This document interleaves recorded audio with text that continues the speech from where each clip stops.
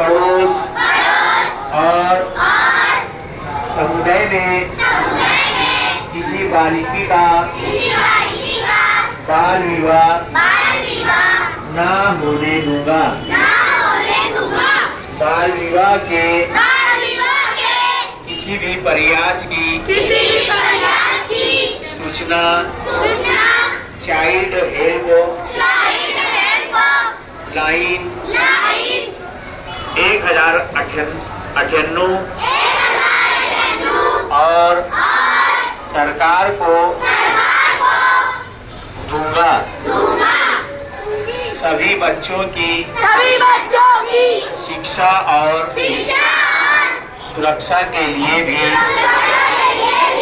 अपनी आवाज बुलंद करूंगा और बाल विवाह मुक्त भारत का निर्णय करूंगा।